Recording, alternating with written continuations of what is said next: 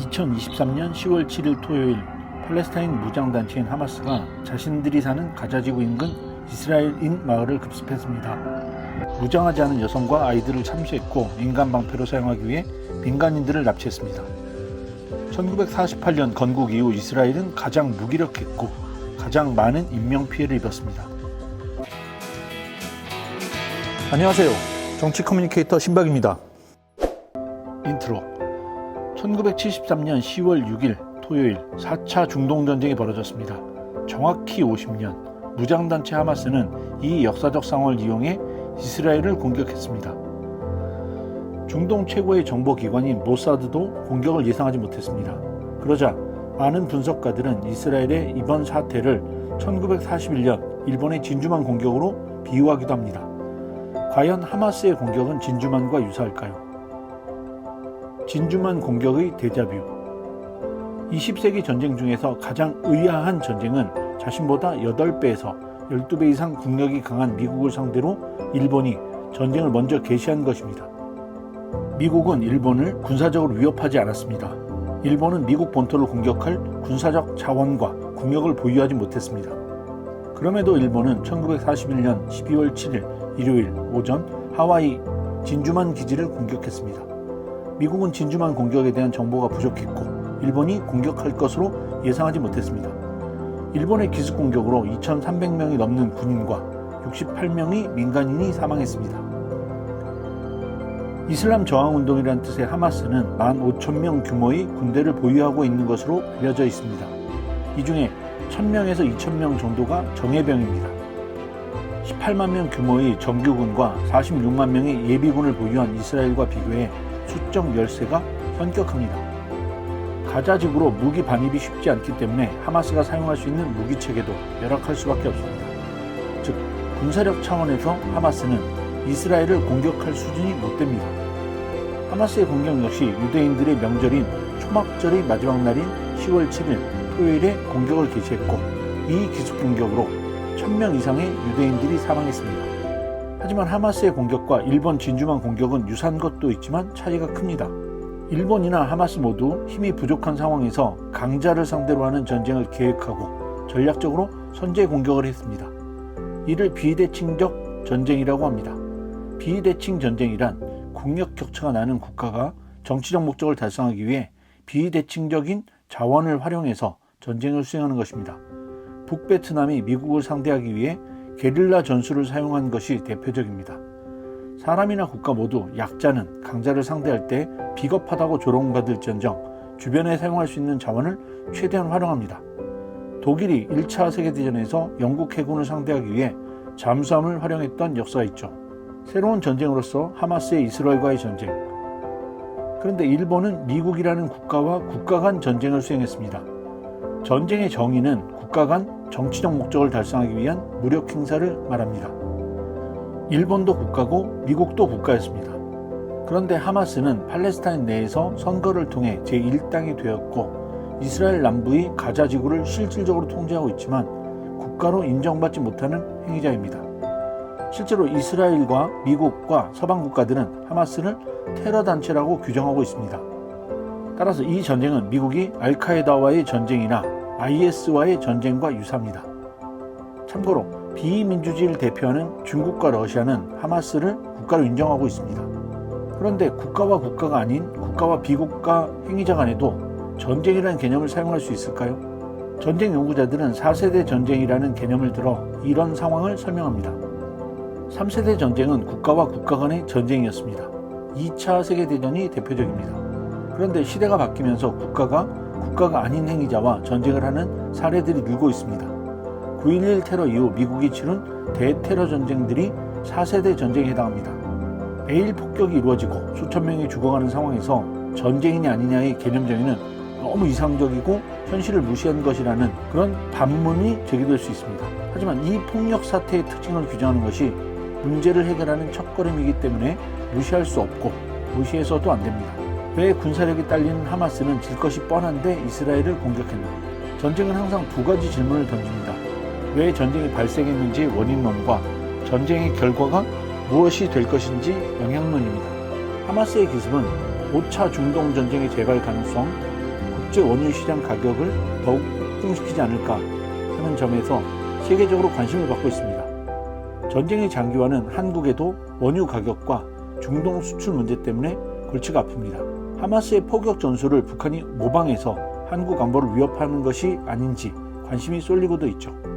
그래서 많은 전문가들은 하마스의 공격 이유를 다각적으로 확인하고 있습니다.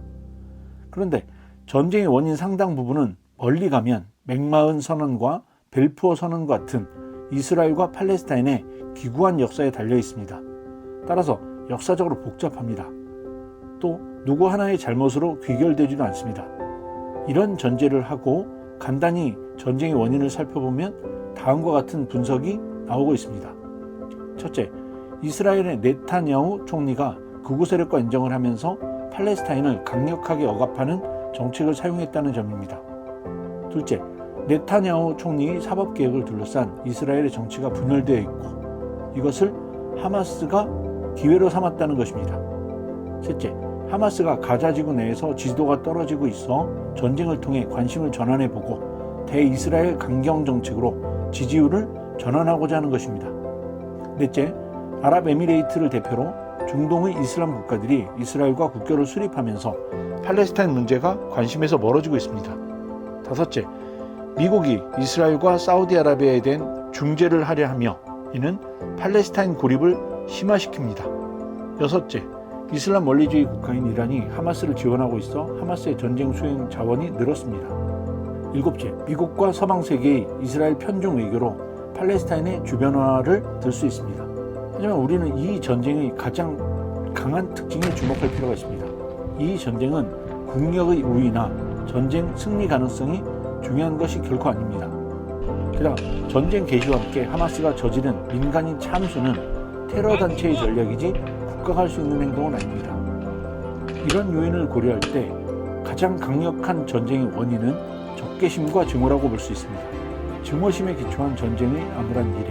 전쟁은 합리적 계산에 의해 수행되거나 증오심이나 두려움과 같은 심리에 의해 수행되는 것으로 분류할 수 있습니다. 일본이 1941년 미국을 공격했을 때 이들은 미래가 자신의 편이 아니라는 심리적 두려움에 전쟁을 먼저 개시했습니다. 1950년 10월 중국이 한국전쟁에 미국을 상대로 참전한 건 역시 합리적이라고 볼 수 없습니다. 두려움과 낮은 미래의 기대 같은 심리의 영향을 받았죠. 하마스의 이스라엘에 대한 전쟁 수행도 심리적 측면이 더 클 것입니다. 비대칭 전쟁이나 4세대 전쟁은 사실 합리적 관점에서 접근하기 어렵습니다. 패배가 확실시되는 상황에서 일말의 희망을 가지고 전쟁을 결정하기 때문입니다. 하마스의 이스라엘에 대한 전쟁이 가지는 가장 큰 문제점은 바로 여기에 있습니다. 이스라엘인들에게 대한 증오심이나 적개심, 팔레스타인이 잊혀질지 모르는 두려움, 국제적 고립의 암울한 미래 그림, 이런 것들이 하마스로 하여금 극단적인 방법으로 이스라엘인들에 대한 피해 보복만 생각하고 전쟁을 결심했다면 전쟁을 어떻게 끝낼 것인지에 대한 비전이 없을 것입니다. 앞서 언급한 대로 전쟁은 정치적 목적을 이루기 위한 정치적 행위입니다. 다만 폭력을 사용해서 일반 정치활동과 구분되죠.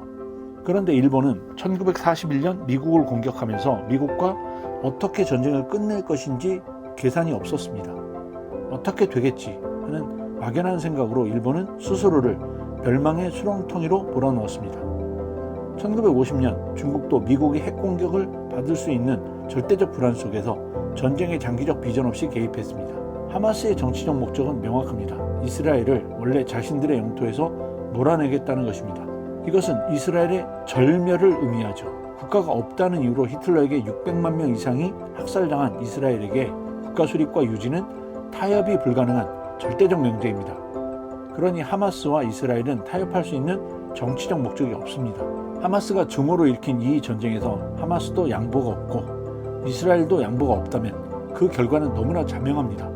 민간인들의 죽음과 보복의 보복으로 이어지는 또 다른 보복이죠. 전쟁이 장기화되고 이스라엘의 가자지구 봉쇄 이후 점령, 가자지구 내에 게릴라전이 진행되면 어떻게 될까요? 상대방의 의지를 꺾기 위해 끊임없이 민간인에 대한 테러가 이어질 것이고 폭격이 이어질 것입니다.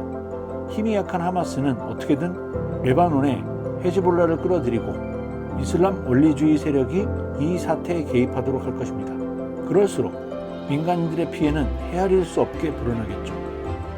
결론, 하마스의 이스라엘 공격은 비대칭 전쟁입니다. 하마스는 이스라엘과 전차 대 전차로 싸울 수 없습니다. 기필코 이스라엘의 최고 약점을 물고 늘어져야 합니다. 민간인을 공격하고 두려움으로 일상생활을 하기 어렵게 만들어야 합니다. 폭격할 곳이 마땅치 않고 높은 가치의 군사 자산이 없는 하마스를 상대로 하는 이스라엘도 이 전쟁이 어렵긴 마찬가지입니다. 폐허 속에서 지저분한 전투를 치를 것입니다. 지루하게 시간을 끌 것이며 많은 인명피해를 각오해야 합니다. 게다가 인권 문제를 중시하는 서방 세계가 이스라엘의 팔레스타인 공격을 계속 비판해야 될 것입니다. 네타냐후의 정치적 지지율도 전쟁 장기화에는 자신하기 어렵습니다. 국제사회의 주목을 받는 것이 하마스의 목적이었다면 시작은 성공입니다. 그런데 끝을 계획하지 않았다면 어떻게 될까요? 이 전쟁이 인류의 비극이 되지 않기 위해서는 양자는 정치적 타협점을 찾아야 합니다. 그런데 오랜 시간에 걸쳐 묵혀온 깊은 증오심이 타협을 가능하게 할지 걱정입니다. 죄 없는 이스라엘인과 팔레스타인들의 죽음이 최소화되기를 진심으로 바라면서 이 영상을 마칩니다. 구독과 좋아요, 알림 설정해 주시면 아주 조금 많이 감사하겠습니다. 여러분의 오해를 줄이고 이해를 늘리는데 큰 힘이 될 것입니다.